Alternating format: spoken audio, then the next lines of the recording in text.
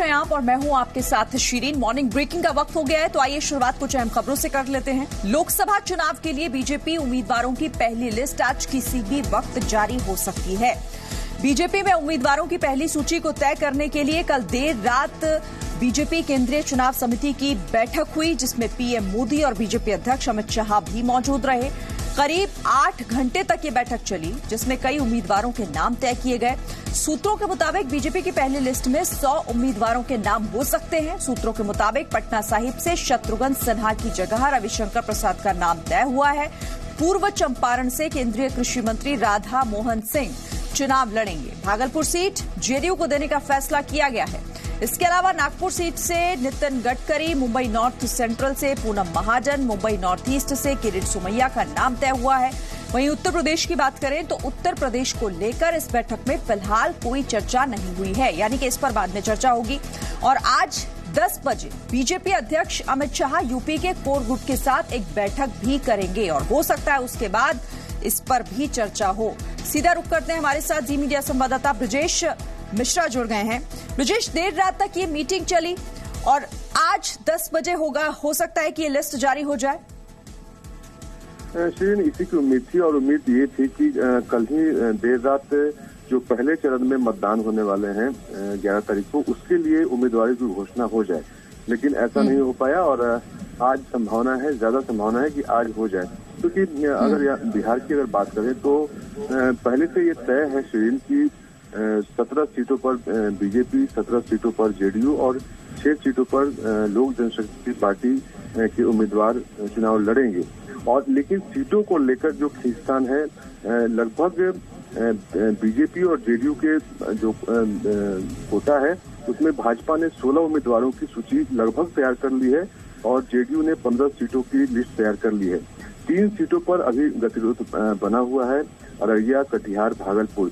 क्योंकि देखिए श्रीन, सबसे ज्यादा अगर सीटों का जो बलिदान दिया गया है वो बीजेपी की तरफ से दिया गया है, क्योंकि पिछले लोकसभा में उसके 22 सदस्य जीते थे, लोकसभा गए थे, और इस बार जब जेडीयू से गठबंधन हुआ उसमें वो 17 सीटों पे आई, तो 5 सीटों का नुकसान हुआ है बीजेपी को। और इसमें जो कई नेता नाराज हुए हैं।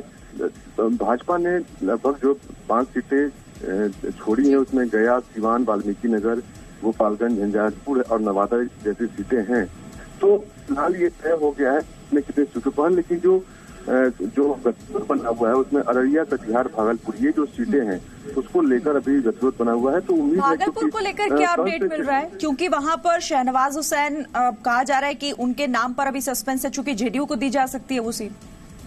देखिए यही गठबंधन बना हुआ है और अररिया जो है, अररिया सीट पे जो कि शहनवाज हुसैन भागलपुर से पिछले चुनाव लोकसभा चुनाव उन्होंने लड़ा था और हार भी गए थे, लेकिन इस बार है कि अररिया जो सीट है उसको भाजपा अपनी ओर लेना चाहती है और उसमें कामयाब भी हो जाएगी, क्योंकि मीटिंग का लगातार दौर जारी है। पिछले 3 दिनों में आप समझ सकती हैं कि 6 बैठकें हो चुकी हैं पार्टियों में, और लगातार यहाँ पर अगर दिल्ली में तो बैठकें हो ही रही हैं बीजेपी की।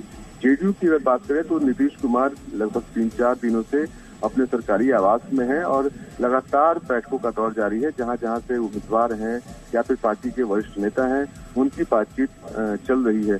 तो हो सकता है कि क्योंकि अश्विन अब वक्त कम बचा है और 11 तारीख को जो मतदान होगा उसके लिए कल से नामांकन भी शुरू होने जा रहा है। तो उम्मीद है कि आज किसी हालत में जो पहले चरण में जो चुनाव होने वाले हैं, खासकर नवादा और औरंगाबाद, गया, इन 4 सीटों पर बिहार के, उसमें बीजेपी और जेडीयू के जितने उम्मीदवार हैं उसकी सूची सामने कर दी जाए। और ब्रजेश, शत्रुघ्न सिन्हा जो हमेशा पार्टी लाइन से हटकर बयानबाजी करते रहे और हमेशा कई बार उन्होंने पार्टी के ही मुद्दों की खिलाफत की, मुखालफत की है, खबर ये मिल रही है कि वहां से भी अब पटना साहिब से भी उनका पत्ता साफ हो सकता है, टिकट नहीं मिलेगा उन्हें।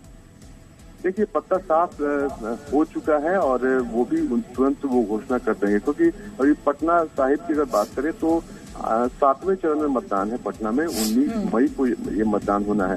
लेकिन इतना तय हो गया कि शत्रुघ्न सिन्हा बीजेपी के उम्मीदवार नहीं होंगे, वो या तो आरजेडी या फिर कांग्रेस से उम्मीदवार होंगे। और जैसा सूत्र बताते हैं कि आरजेडी से ज्यादा संभावनाएं हैं उनको पटना साहिब से लड़ने की।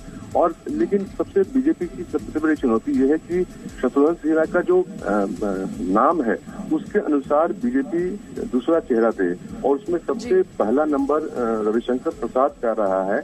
और लगभग ये संभावना हो रही है कि रविशंकर प्रसाद शत्रुघ्न सिन्हा के खिलाफ यहाँ चुनाव लड़ेंगे।